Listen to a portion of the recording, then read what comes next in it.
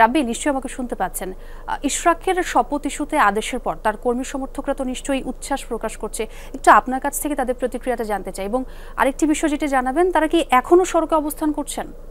আসলে নেতাকর্মীরা তাদের ভিতরে তো আনন্দ উচ্ছ্বাস তো আছেই, তবে সেই সাথে একটু বলতে চাই যে তারা কিন্তু যেই দাবিটি করছেন, যে এখন তাদের মূল দাবি যে সরকারে থাকা যে দুই উপদেষ্টা, সেই দুই উপদেষ্টা ছাত্র প্রতিনিধি তাদের পদত্যাগ করতে হবে, এবং সেই পদত্যাগের দাবিতে উচ্ছ্বাস আনন্দের পাশাপাশি তারা এখানে অবস্থান করে আছেন। এই কাকরাইল মোড়ে যত সময় বাড়ছে ততই কিন্তু ইশরাকের যারা সমর্থন করেন, রাজনীতি করেন, কর্মী বাহিনী, তারা কিন্তু কয়েকদিন ধরেই এখানে অবস্থান করছেন এবং তাদের উপস্থিতি কিন্তু বাড়ছে।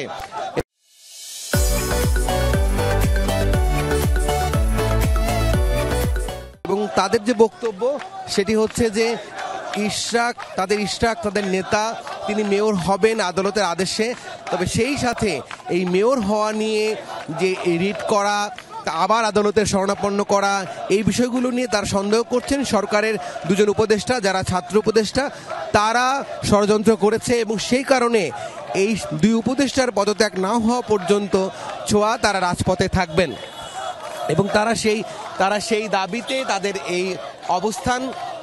সেই অবস্থান কিন্তু তারা এখানে ধরে রেখেছেন।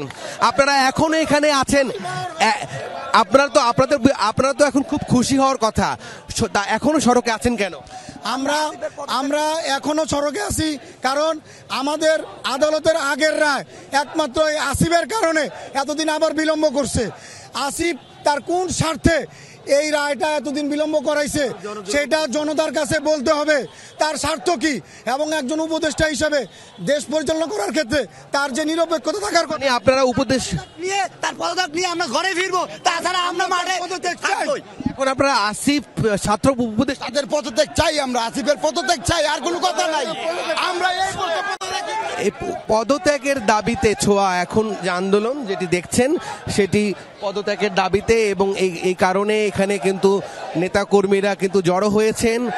এখন তাদের যে বক্তব্য, আপনাদের বক্তব্য এখন বক্তব্যকে আমাদের ইশরাকের বিজয় হয়েছে, তাকে শপথ গ্রহণ করাবে, এই শপথ গ্রহণ করানো পর্যন্ত আমরা রাজপথে আছি। মানে শপথ নেওয়ার আগ পর্যন্ত? হ্যাঁ, আমরা রাজপথে থাকবো যতক্ষণ পর্যন্ত শপথ গ্রহণ না করা হয়, আমরা রাজপথে থাকবো।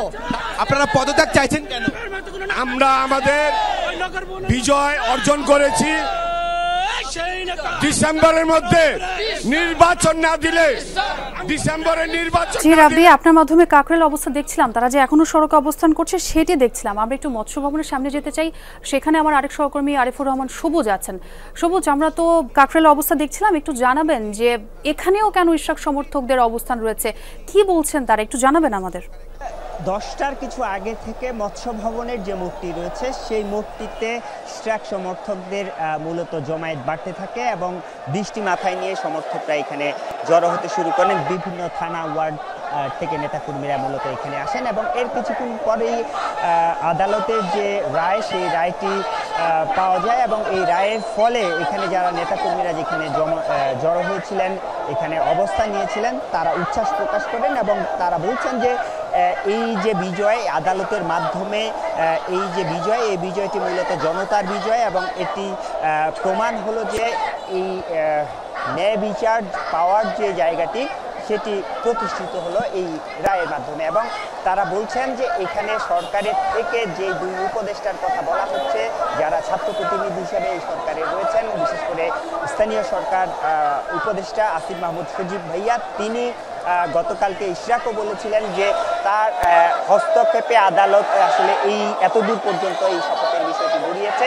এখন তারা বলছেন যে এই ছাত্র উপদেষ্টারা মূলত সরকারে বসে কলকাঠি নাড়ছেন, রাজনৈতিক কলকাঠি নাড়ছেন। এটি যতক্ষণ পর্যন্ত বন্ধ না হবে, এই দুই উপদেষ্টার যতক্ষণ পর্যন্ত পদত্যাগ না করবেন, ততক্ষণ পর্যন্ত তাদের এই অবস্থান কর্মসূচি চলবে। জি সবুজ, আপনার মাধ্যমে দেখছিলাম সেখানকার পরিস্থিতি।